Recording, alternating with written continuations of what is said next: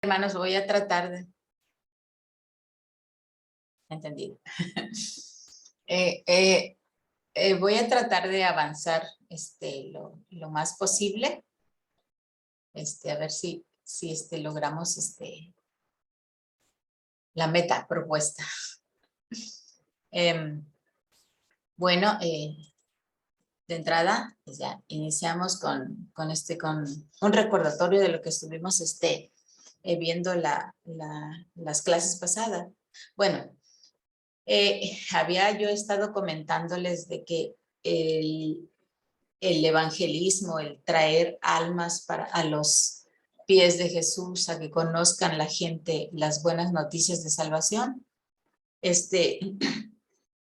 era como estar, o debíamos más que nada estar preparando el lugar, la iglesia, nosotros, los congregantes, nuestros corazones, nuestra vida, para que la gente llegara y viera a Jesucristo en nuestras vidas, en nuestras personas.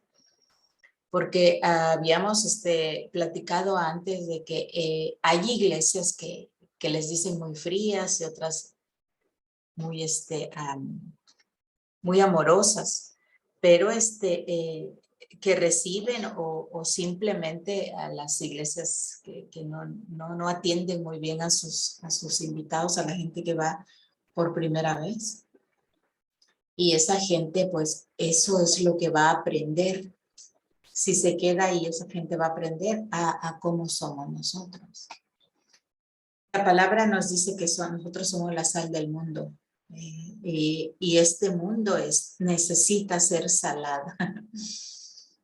Porque ahorita está asolado, es un mundo con dolor, con tristeza, con todo esto que estamos viendo, todas las noticias, las cosas que se están llevando a cabo, todo. Y yo recuerdo a un pastor que decía, hace,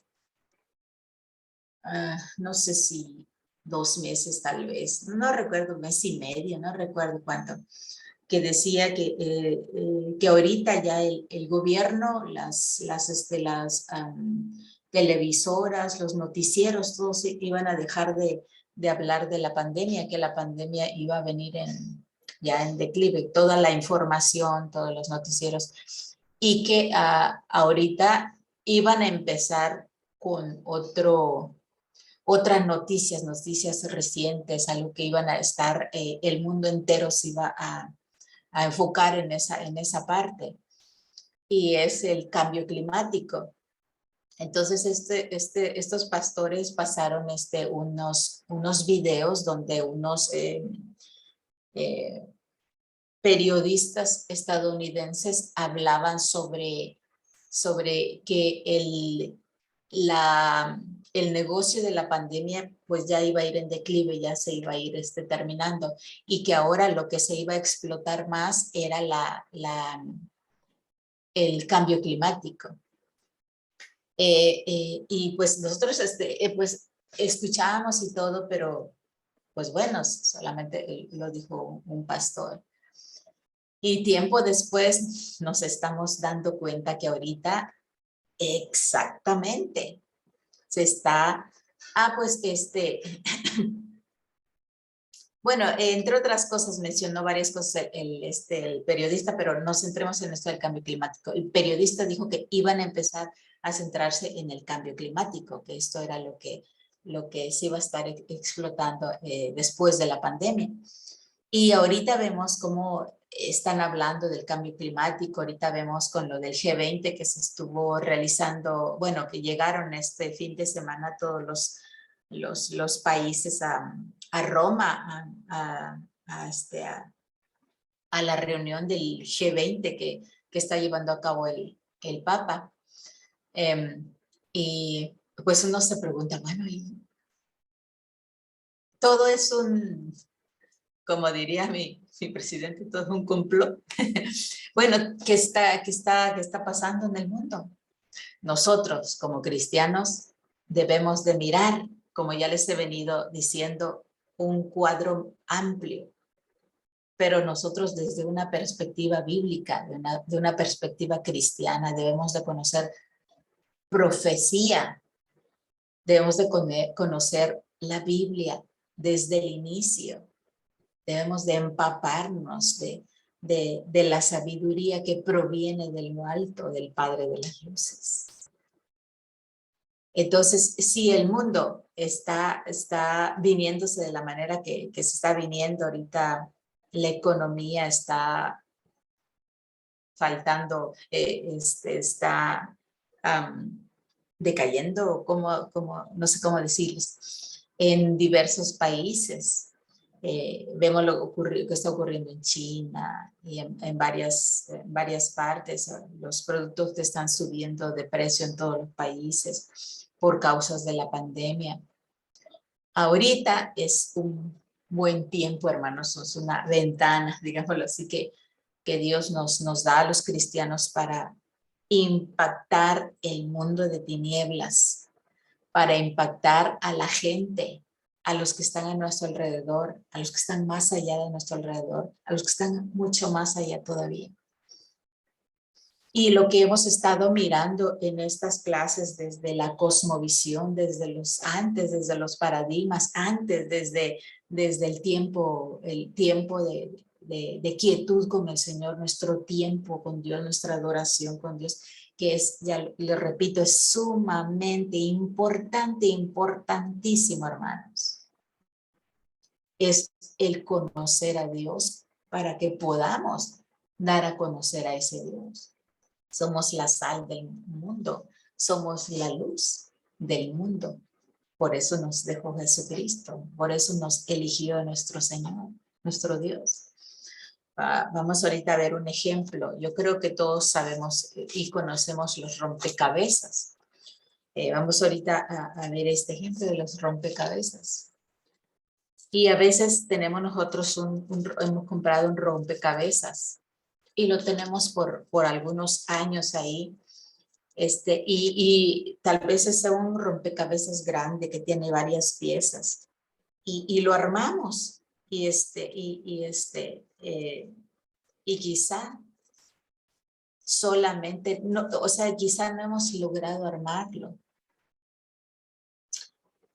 Y a veces quizá nada más conozcamos las piecitas que están, las piezas que arman para armar el rompecabezas, que integran ese rompecabezas.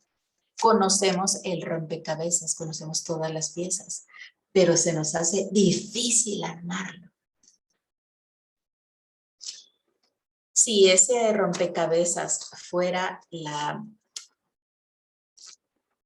clase que nos está poniendo aquí el seminario, si ese rompecabezas fuera el evangelio de salvación, si ese rompecabezas fuera la palabra de Dios, si ese rompecabezas fueran las buenas noticias, las buenas nuevas, muchas veces nosotros decimos, en la evangelización ya la conocemos, ya sé de qué se trata, ya lo sabemos.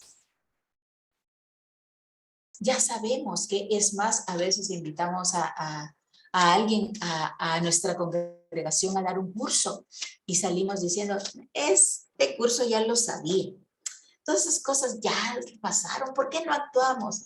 Le digo porque yo he oído muchas veces así. Es que tantos cursos y cursos y cursos. ¿Y por qué no actuamos? Ya lo sabemos, ya sabemos la palabra. Todo es un repetir y repetir y repetir de lo que nos vienen diciendo. Bueno, ahora la pregunta que nos hacemos nosotros ahorita. Y la pregunta es, si ya lo conocemos, si ya sabemos de la evangelización, si ya sabemos del evangelio, si ya sabemos por qué fuimos llamados, ¿por qué no lo hacemos? ¿Por qué nuestras congregaciones están tan pequeñitas, tan raquíticas, como que si fueran anoréxicas, flaquitas? ¿Por qué no hemos logrado armarlo?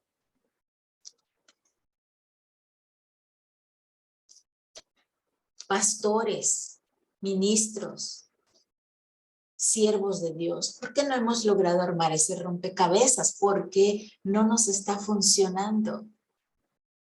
Porque los pastores quizá digan, son los hermanos, son los miembros. Y los hermanos, los miembros quizá digan, son los pastores, son los líderes.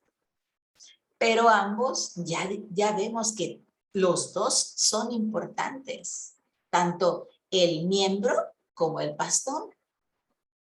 Pero ¿por qué no están funcionando esas congregaciones? ¿Por qué se ven iglesias vacías? ¿Por qué se van varios? ¿Por qué no llegan los hermanos? ¿Por qué muchos se quedan sentados en las bancas? ¿Por qué no crecemos?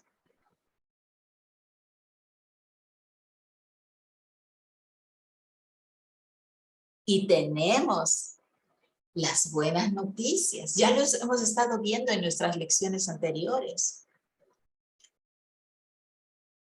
Tenemos buenas noticias para este mundo de dolor, para este mundo afligido. Ya lo hemos estado viendo cómo está poniendo ahorita el mundo. Viene algo. ¿Qué es? Cambios. Es seguro que vienen cambios a nuestra vida, a nuestro mundo. ¿Cuáles son? ¿Cómo vamos nosotros a soportar? ¿O cómo vamos nosotros a responder a tales cambios? ¿Nos vamos a quedar obsoletos como las computadoras que se quedan obsoletas? ¿O vamos realmente a volver a la cultura bíblica, a la cosmovisión bíblica de los primeros hermanos, de los primeros cristianos? La buena noticia que tenemos ahora es que es un pueblo de Dios obedeciendo la voluntad de Dios en todas las áreas de su vida. Esa realmente ahorita en nuestras congregaciones sería una buena noticia, ¿no creen? Estuvimos usando la clase pasada la metáfora de la ventana.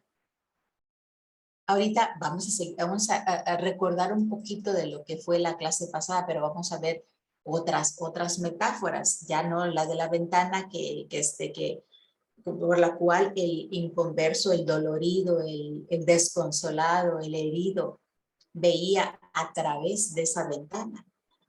Y muchas iglesias tienen 2 partes, 3 partes cerradas. Ahora vamos a ver una metáfora de un sacerdote. ¿Qué hace un sacerdote? Somos llamados a un sacerdocio, somos sacerdotes, pueblo adquirido por Dios, dice Romanos.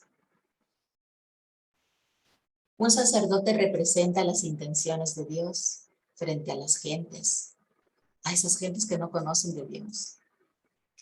En la antigüedad Dios quería esa parte para su pueblo de Israel, ese tipo de sacerdotes, para todas las naciones que tenían alrededor. Jesucristo nos está llamando a usted, a mí, a todos. Quiere que nos pongamos en la brecha entre Dios, entre Él y el pueblo que no lo conoce. Para que así, cuando la gente nos mire, vea las intenciones que Dios tiene para nuestras vidas.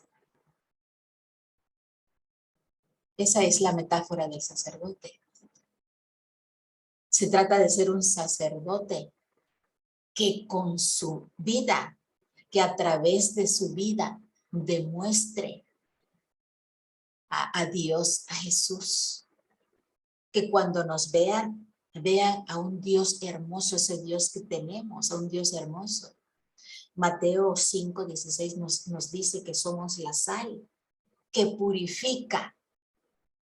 La sal purifica, la sal conserva, la sal no se deja en el salero.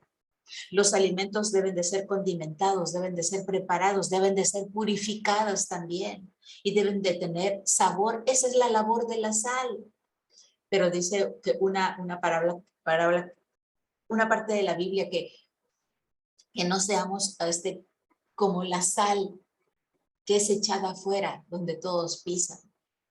También nos habla de la luz, que la luz debe de estar en un lugar elevado, que no debe de ser puesta debajo de un almud. La luz debe de estar en un lugar alto. un lugar donde sea vista la luz. No debemos de estar dentro de nuestras congregaciones locales, queridos hermanos. Jesucristo, Dios nos ha puesto como luz a las naciones de la tierra. Luz desde nuestro hogar, luz a nuestros hijos, a nuestros padres, a nuestros vecinos, a los con los que vamos, con los que contactamos con la gente que pasa a nuestro alrededor. Debemos ser ese tipo de luz, hermanos. Y yo recuerdo en una ocasión que estuvimos en un lugar donde la gente, el 90 y tanto %, tiene otra creencia, otro Dios, y no nuestro amado Señor Jesús. Créanme, queridos hermanos, que allí sí realmente se siente terrible, una terrible impotencia, porque usted quiere gritar: Jesucristo te ama, Jesucristo salva, Jesucristo es vida. Allí sí es tremenda la impotencia que uno como cristiano siente, y que solamente se puede poner a orar y a llorar por esas miles de gentes que pasan a su alrededor sin poder decirles nada. Hermanos, tienen la oportunidad de que todos hablamos español, todos podemos salir, todos podemos proclamar el evangelio de Dios para este mundo perdido. Nosotros somos embajadores, dice la palabra de Dios en Juan 17:18, que debemos de ser embajadores. Si, por ejemplo, si su gobierno, si su país envía a un embajador a otro país para que le represente, pero este embajador no representa las intenciones de su país, de su gobierno, ¿qué va a pasar con este embajador? Va a ser llamado a casa, va a ser un mal embajador. Analicemos y examinemos nuestra vida, no seamos nosotros esos malos embajadores. ¿Realmente estamos haciendo la labor de embajador? No sea que nos llame el Señor y siéntate que no, todavía te falta aprender, no eres un buen embajador todavía. A veces, hermanos queridos, nuestra labor aquí es tan pobre, tan deficiente. Y los que nos observan no ven a Cristo. No podemos representar a Jesucristo. Somos embajadores, pero no representamos a ese Dios que nos está dando la comisión y ha confiado en nosotros para que llevemos esa comisión, esa misión. Otra metáfora podríamos usar a la iglesia como una embajada. Las embajadas son lugares de refugiados. Una embajada que está en otro país sirve a la gente de su país. Es un lugar para refugiarse, para la gente que tiene problemas. Pero si nuestra iglesia de hecho, nuestra iglesia es como una embajada aquí en la tierra. Representamos el reino de los cielos, representamos a Dios, representamos a Cristo. Una iglesia debe de ser una embajada, un lugar donde acudan todos los refugiados, donde vaya la gente a acogerse. Cuando la gente es perseguida por el enemigo, cuando tiene problemas, tiene dolor, está encadenado, entonces esa gente debe ir a esa embajada que es su iglesia. Las iglesias deben de representar las intenciones de nuestro gobierno, de nuestro gobernante, de nuestro rey. Esa es otra de las metáforas. Otra de las metáforas es que somos una carta leíble, legible, abierta. Dice Corintios 3, 2, 3, 2 Corintios 3, 2, 3, dice que somos como una carta leída para todos. Una carta, debemos de ser una carta agradable que todos puedan leer, pero cuando otros nos ven, ¿y qué dice la carta de nosotros? Desgraciadamente, muchos de nosotros vivimos de una manera que no representa las palabras de Dios, que cuando abren esa carta los demás, los inconversos, que ven en su vida, hermanos, están leyendo una carta de amor y de bendición, una carta agradable, una carta de gozo, o que están leyendo una carta amarga, una carta de dolor. A veces los cristianos nos pasamos quejando. Me pasa esto, me pasa el otro, ya estoy aquí, ya, y enferma, y qué tal, y qué tal. Hay mucho. Esa es una zorra, hermanos, que se come los frutos, que se comen las raíces, y que por lo tanto no van a dar frutos, no vamos a dar frutos. A veces la gente está mirando una carta que no se lee, no se alcanza a leer, es como esas cositas, papelitos, recetas médicas que dan los médicos y ponen jeroglíficos ahí. ¿Qué tiene usted? ¿Una carta que se puede leer transparente o un montón de jeroglíficos que la gente no puede interpretar? La gente debe de leer la carta de Dios a través de ustedes, a través de su mirada, a través de sus actos, a través de su servicio. En Filipenses 2, 5, 8 dice que debemos de ser siervos obedientes como lo fue Jesús, que se sometió, y él se sometió en su obediencia, y se sometió su bienestar por nuestro bienestar, sometiendo su bienestar para cumplir la voluntad de su Padre. En primera de Pedro 2:12 nos dice, nos habla de otra metáfora, el buen vecino.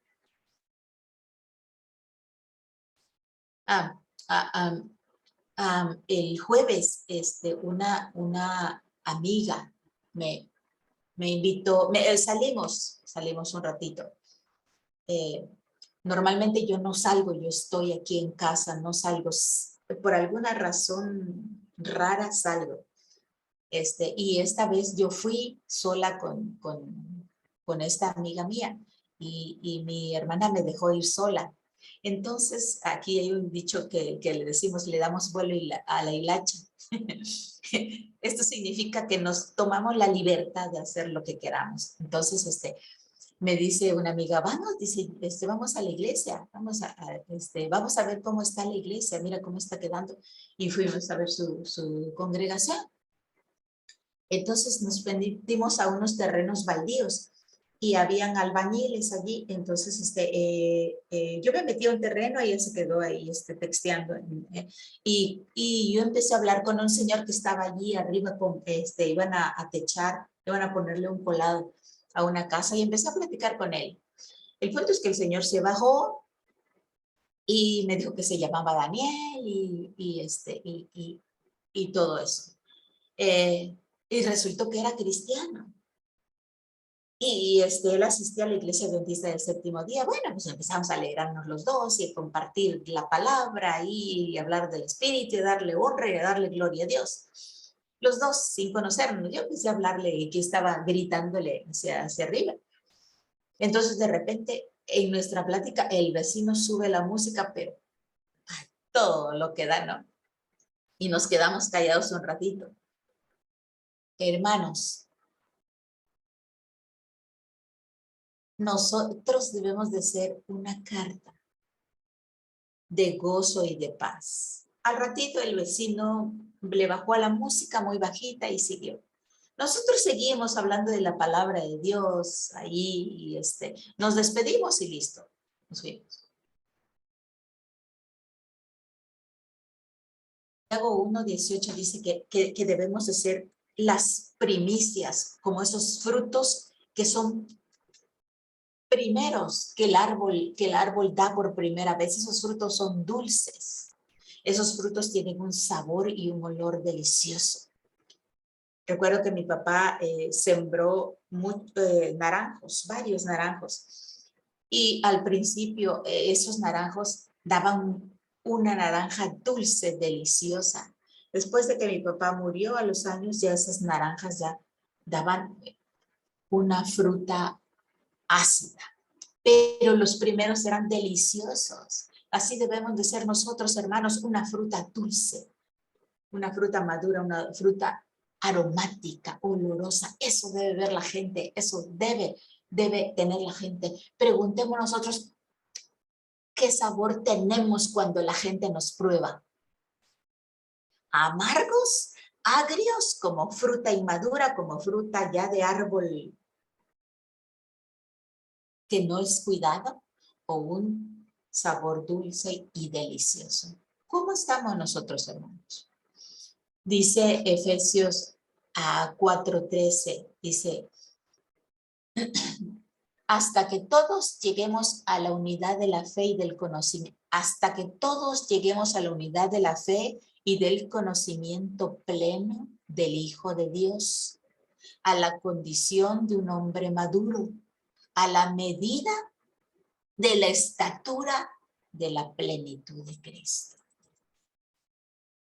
Cuando nosotros estamos en Dios, cuando buscamos a Dios, cuando vivimos inmersos en Dios, cuando nuestro todo es Dios, cuando servimos, adquirimos la plenitud de Cristo, y esa plenitud, queridos hermanos, es el amor.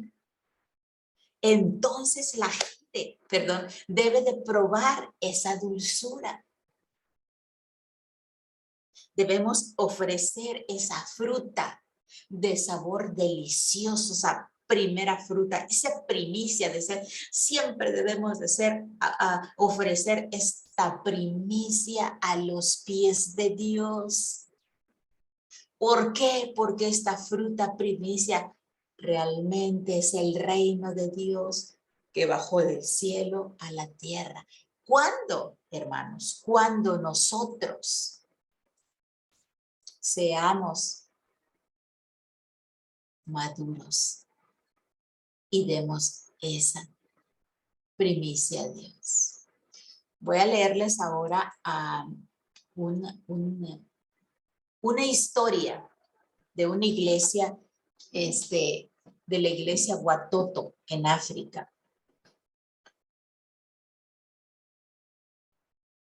Dice esta historia, dice que en una iglesia en África, en una comunidad que se llamaba Watoto, que se llama Watoto. Bueno, estos escucharon, hubo una reunión donde decidieron formar grupos pequeños.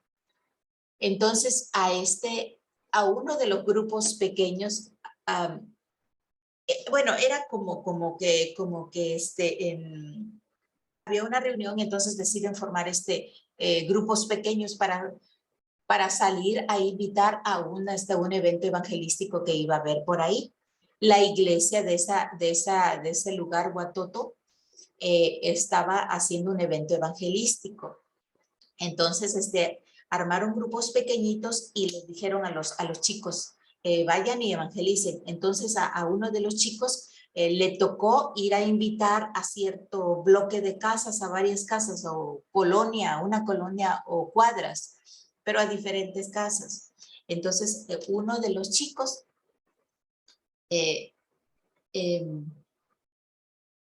dice que, a ver, voy a leerles mejor. Dice que a estos se les dio la tarea de invitar a una persona necesitada, de encontrar a una persona necesitada por el cual pudieran hacer algo. En todo ese tiempo, ellos lo que hicieron es, iban a las personas, creo que confundí los ejemplos que les iba a dar, hermanos. Bueno, entonces, en ese grupo pequeño salieron los jóvenes y fueron a invitar. Cuando vieron a una persona necesitada, Y entonces ellos le hablaran y le compartieran lo que tenían, le compartieran la palabra de Dios. Y en ese tiempo de que ellos estuvieron juntos, hicieron un tiempo de compañerismo, leyeron la Biblia, hacían estudios bíblicos y resulta que en ese lugar Huatoto la gente era muy pobre, era bastante pobre y la mayoría de esa comunidad era musulmana. Entonces, esto lo estuvieron haciendo durante... pero esto lo hicieron dos mujeres, empezaron con los estudios bíblicos. Y al cabo de 2 años, esto ya se había dividido esta congregación ya se había dividido 4 ocasiones. Y tenían alrededor de 50 miembros. Y los grupos se dividían y así se fue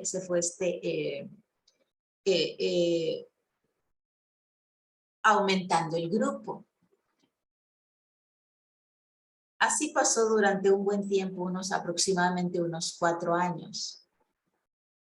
Y el punto, la clave que ellos tenían, el punto clave ¿puedo orar por ti? Esa era la pregunta clave. ¿Puedo orar por ti? Esa era la palabra. Se acercaban, daban la palabra, contaban su necesidad las personas y les decían, ¿puedo orar por ti? Y así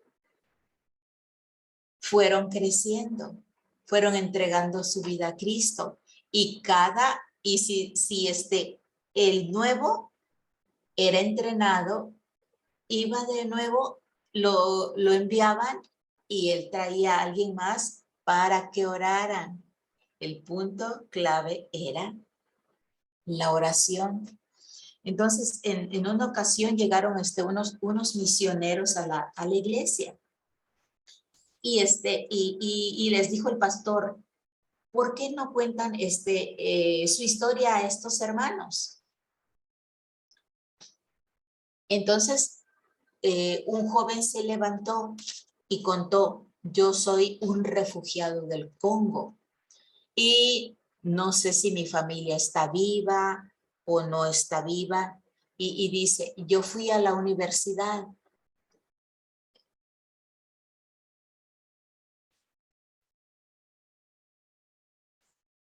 Dice, yo fui a la universidad, no tenía mucho dinero, pero conseguí entrar. Se me acabó el dinero y no tenía para comer ni alquilar y consideré quitarme la vida. ¿Ven a esta mujer de allá? Yo no la conocía, pero se acercó a mí y me dijo, veo que estás atribulado. ¿Quieres contarme tu historia? Y el joven pensó, ¿será que le cuento mi historia o no? Y le contó su historia a la mujer. Al terminar de contarle la historia, la mujer le dice, ¿puedo orar por ti? El chico dice, sí.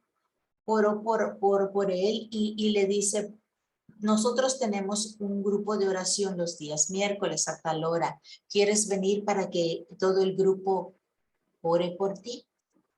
Él aceptó y este chico ya había considerado quitarse la vida. Entonces fue el chico, entonces estuvo ahí participando con ellos, comieron, al final participaron leyendo la Biblia y luego al final oraron por el muchacho. Pero les cuenta su historia, oraron por él. Y entonces se acercaron todos y todos vaciaron sus carteras en la mesa y le dieron todo lo que llevaban en esa oración, en esa ocasión. Y entonces reunieron el dinero y le dijeron, ¿te sirve esto? El muchacho se quedó tan impactado, tan impactado que él entregó su vida a Cristo. Entregó su vida a Cristo y empezó a llegar a la congregación, se reunían todos los días miércoles con los grupos de oración, con el grupo en el grupo que estaba. Y entonces él hacía lo mismo, invitaba a otros, oraba por otros, daba la palabra, oraba por otros e invitaba al grupo de oración.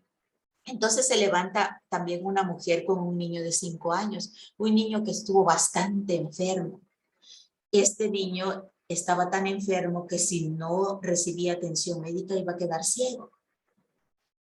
Y entonces su vecina asistía a uno de estos grupos. Entonces ella entendió, conoció su problemática y fue a su casa, a la casa de esta persona y le dijo, ¿puedo orar por ti? Entonces ella oró por el niño, por la señora y la invitó al grupo de oración para que todos oraran por ellos. Entonces la señora fue al grupo de oración, oraron por ella y le preguntaron, ¿cuánto necesitas para que tu niño sane? Y esta mujer ya les dio la cantidad, les dijo la cantidad. Entonces ellos dijeron, bueno, ¿qué podemos hacer por esta mujer? Se organizaron, luego salieron todos y a decirle a todos los que vivían en diferentes lugares, salieron a decirle a sus vecinos, tenemos esta problemática, ¿quieren cooperar? Bueno, el punto es que lograron reunir la cantidad de dinero que necesitaba a esta señora. Le entregaron todas las donaciones que tenían, que habían recolectado y se lo dieron completamente a la señora. Se lo dan y la señora aceptó a Cristo y empezó a hacer lo mismo. Y dijo, había en esa ocasión otra señora con una Biblia debajo del brazo. Y entonces esta señora estaba muriendo en su casa. Y tenía una hija, pero no tenían dinero y la hija iba a recolectar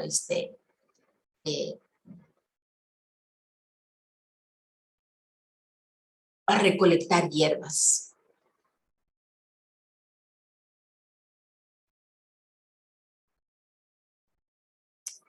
Entonces,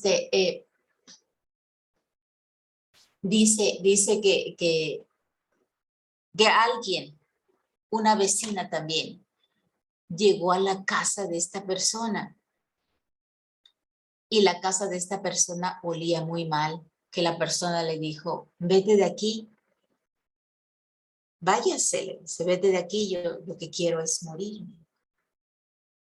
Entonces la señora la vecina le dice, ¿cómo puedo hacer esto? Fue a su casa, trajo cosas, le hizo comida, alimentó a ella, alimentó a su hija, invitó a los de su grupo de oración, fueron todos, hicieron el aseo en su casa, en la casa de esta persona. Y así continuaron todos estos. Se organizaron y fueron todos continuamente llevándole comida, alimentándola y haciendo el aseo de su casa, lavándole la ropa, bañando a esa persona.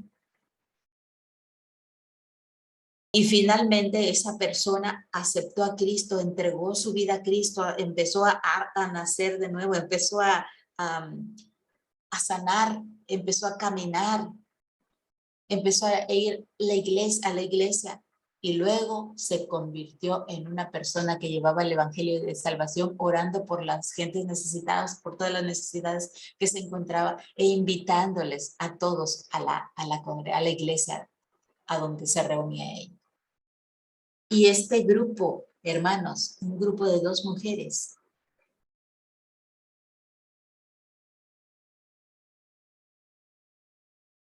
fue multiplicado por esta labor.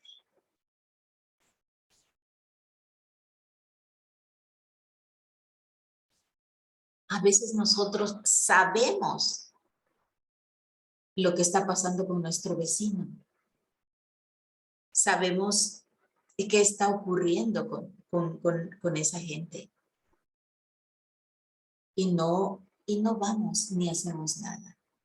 Es más, a veces como en la iglesia local, hablando de mi congregación local, no sabemos qué necesidad tienen los vecinos de nuestra área.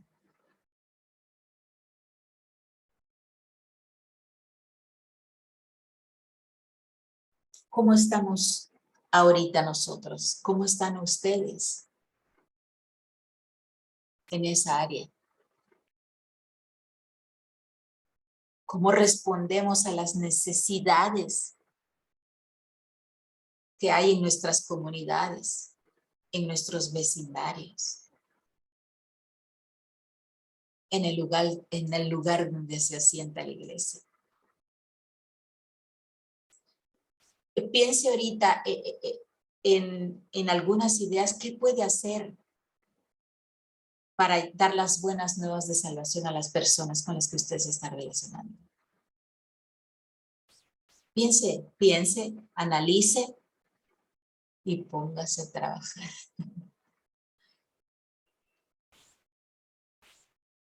Hay una palabra que es simple y otra que es simplista. Simple, dice el diccionario, dice de esta siguiente manera. Simple, que es puramente aquello que se dice, sin ninguna característica especial o singular. Ejemplo, no debes preocuparte, no es más que un simple dolor de cabeza. Y simplista es una persona que hace razonamientos con ideas demasiado elementales. A veces, ejemplo, a veces es ingenio y un poco simplista. Jesucristo, Dios, nos compartió algo como llevar el evangelio de salvación. Dios compartió con nosotros algo que a nuestro sentido parece muy sencillo. Vamos a evangelizar, vamos a dar el evangelio de salvación. La iglesia está para eso. Debemos de trabajar en el evangelismo. Pero hermanos, para dar el evangelio a veces lo vemos simple y sencillo. Tan simple que lo vemos que a veces caemos en lo simplista.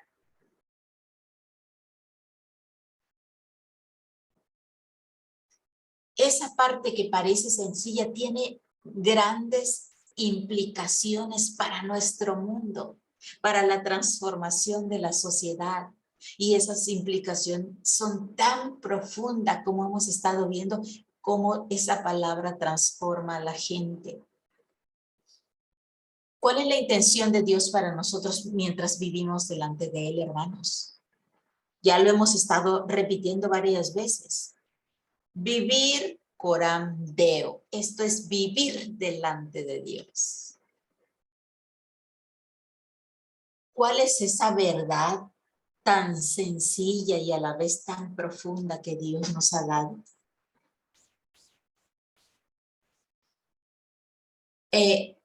Vamos a seguir con las historias de había una vez, como los cuentos, ¿no? Porque estas historias ejemplifican mucho y estas historias a veces son tan profundas que tocan las fibras de nuestro ser y dan claridad para lo que debemos hacer.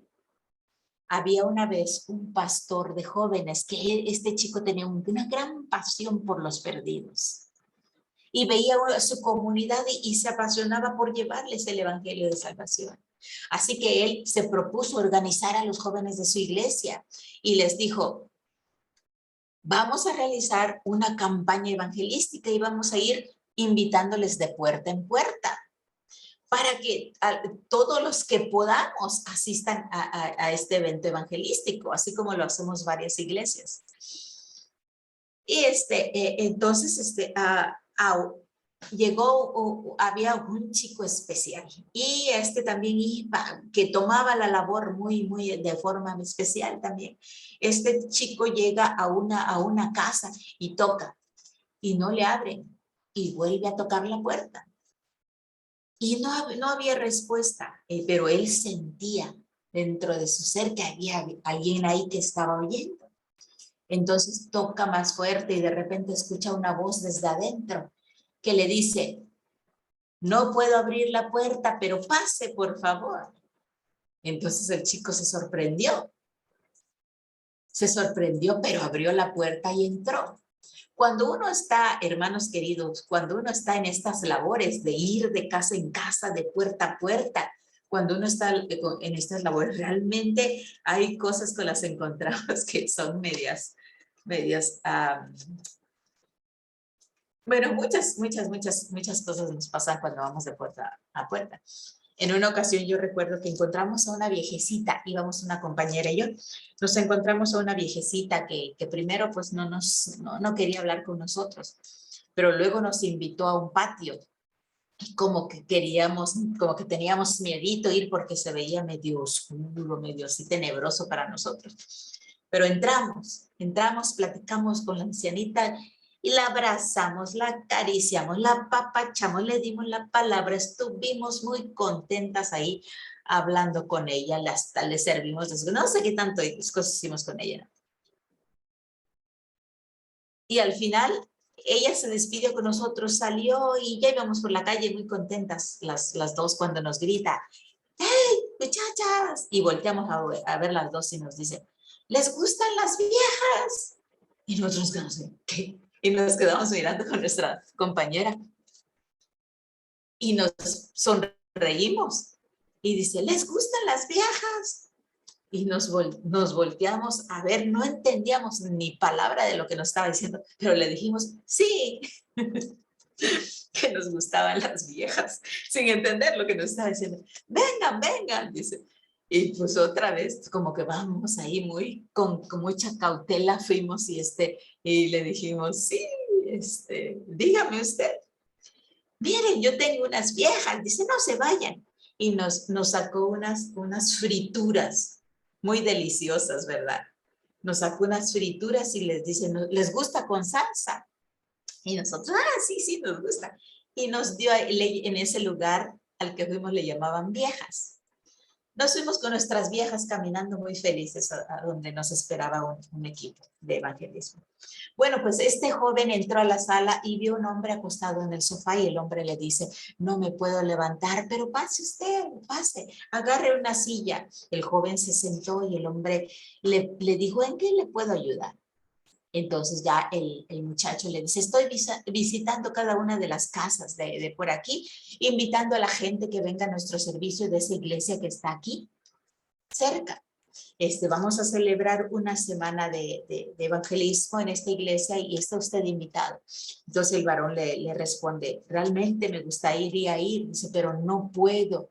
He estado muy enfermo en estas últimas 2 semanas. Me he quedado sin comida y no tengo a nadie. No tengo a nadie que me lleve al doctor. No tengo a nadie que me compre las cosas.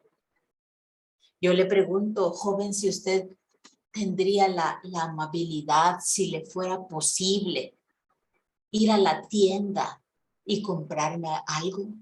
¿Podría usted llevarme al médico? Y el chico dice, se quedó pensando y dice, no tengo tiempo para eso, estoy invitando, dice, pero quisiera orar por usted. Lo siento mucho, pero ¿puedo orar por usted ahora? Y el hombre le dice, sí. Entonces el muchacho toma la mano del Señor, oró por él y se despidió de él. Y le dice, gracias por dejarme entrar en su casa. Me gustaría que pudiera venir al evento evangelístico. Entonces el joven salió de esa casa, se fue a invitar y a visitar más casas del vecindario.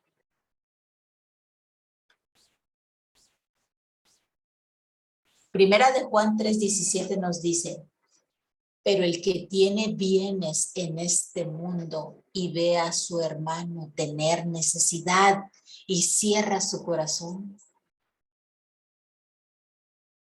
¿cómo mora el amor de Dios en él? Hermanos, ¿no está pasando algo parecido? ¿No les está resultando familiar este hecho, este ejemplo, este cuento del joven?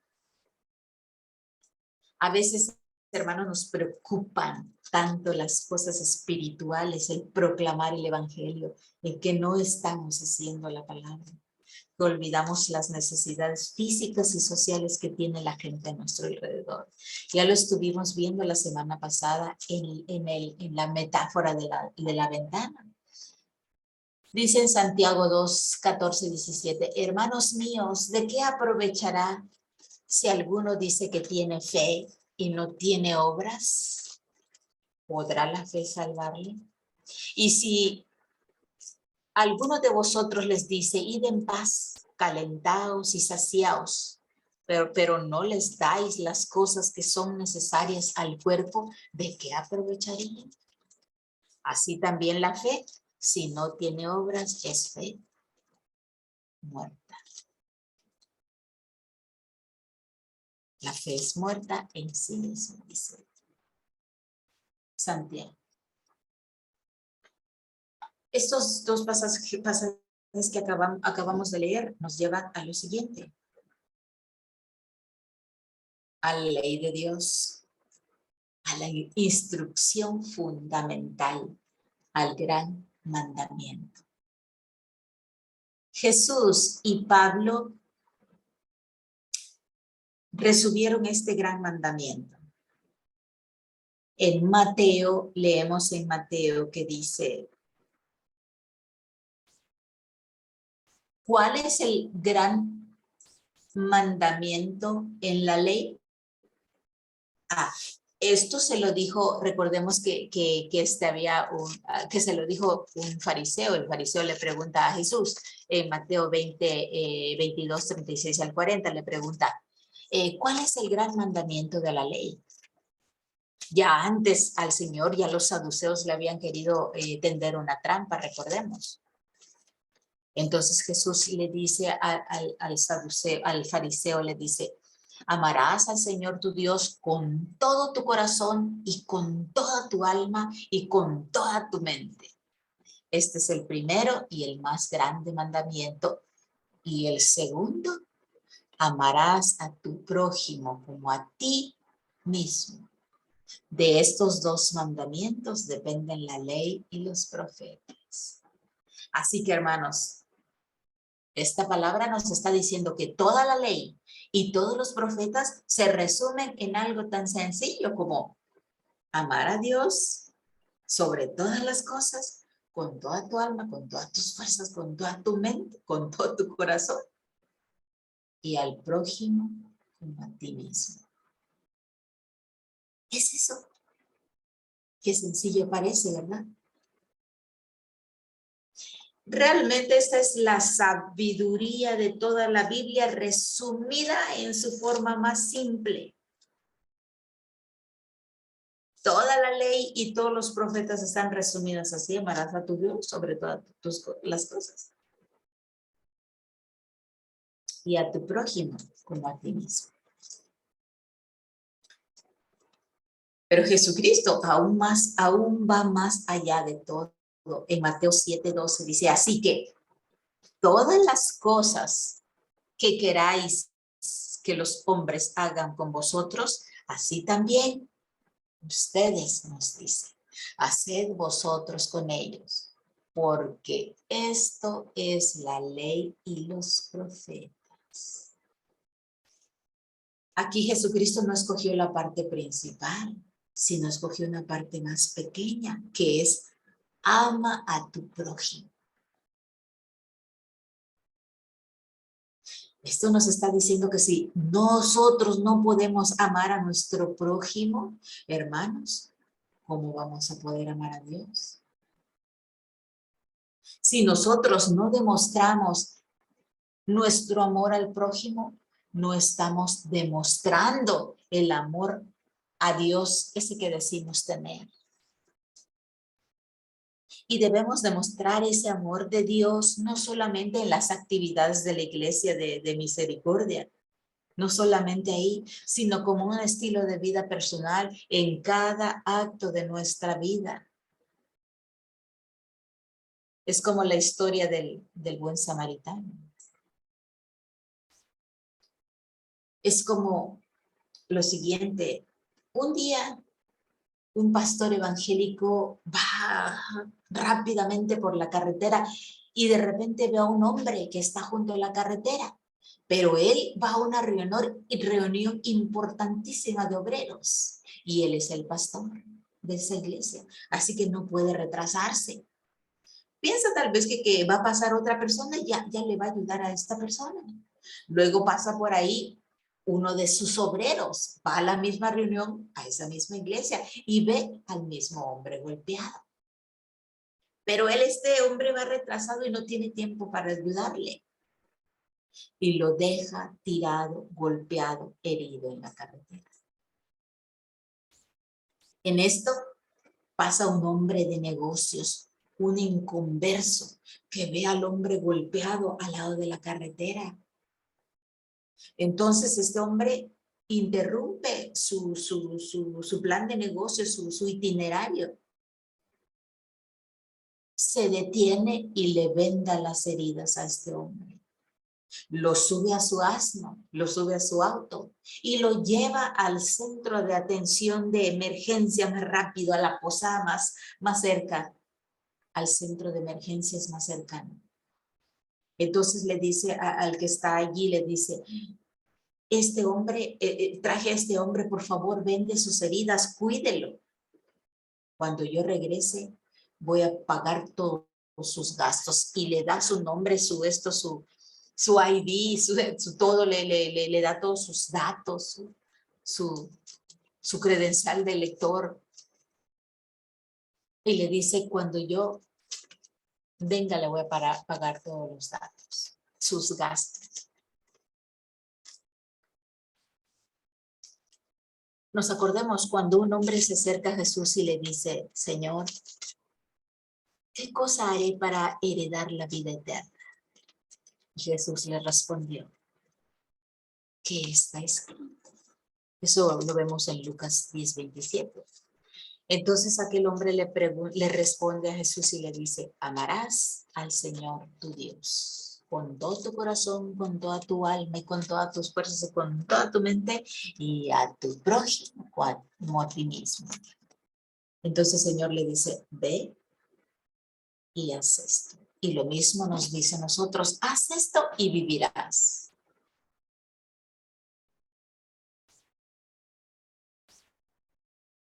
En la historia del buen samaritano, al final pregunta el Señor, ¿quién pues de estos tres fue el que usó misericordia?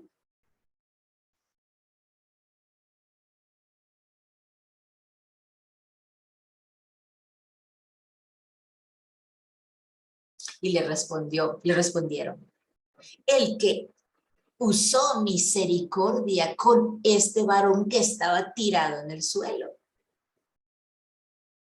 el samaritano. Es lo que nos dice él. Vayan, hagan lo mismo que hizo el samaritano. Si amamos a Dios, tenemos que demostrarlo, haciendo lo que hizo este inconverso del ejemplo, lo que hizo el samaritano. Al amar, al ayudar, al servir a los demás, al prójimo, estamos demostrando que amamos a Dios.